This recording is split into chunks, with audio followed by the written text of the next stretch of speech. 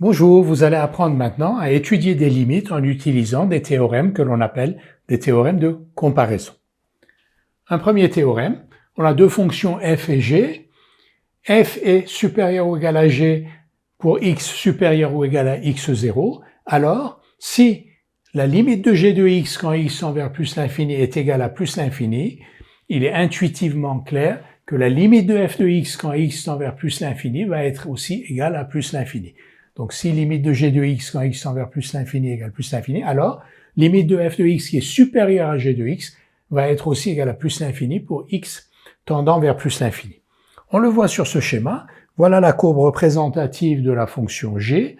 La fonction f est supérieure ou égale à g à partir de x0. Donc, à partir de x0, à partir de ce point-là, la courbe de f va être au-dessus de celle de g. Donc, si je la dessine,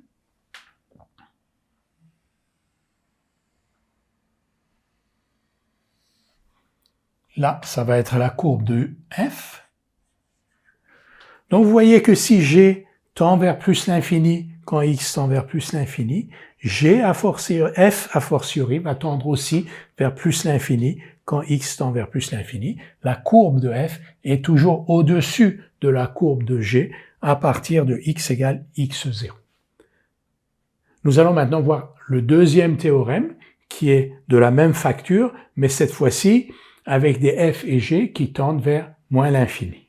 Nous allons maintenant voir le deuxième théorème de comparaison.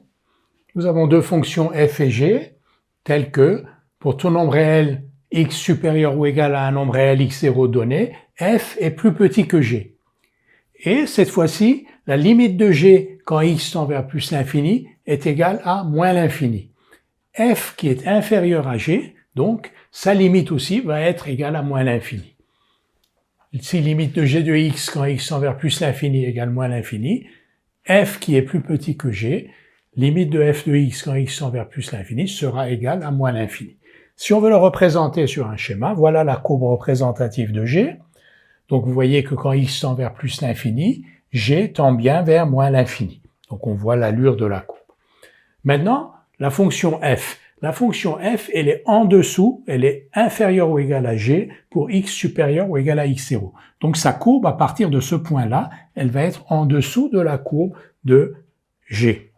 Ce qui se passe avant x0, ça nous est égal, parce que ce que nous regardons, nous, c'est la limite en x égale à plus l'infini, c'est-à-dire quand x est très grand. Donc ce qui se passe avant x0 est en dehors du champ de notre étude, j'allais dire. Et donc, notre fonction f, elle va être par exemple comme ça. Et elle va descendre là, c'est-à-dire que sa courbe représentative, elle va être à partir du point x0, c'est-à-dire pour les x supérieurs à x0, la courbe représentative de g, de f, pardon, parce que g on l'a déjà, la courbe représentative de f va être en dessous de celle de g, ce qui signifie, ce qui montre, illustre le fait que f est inférieur ou égal à g. Et donc si g tend vers moins l'infini ici, il est clair que f aussi, qui est inférieur ou égal à g, va tendre vers moins l'infini.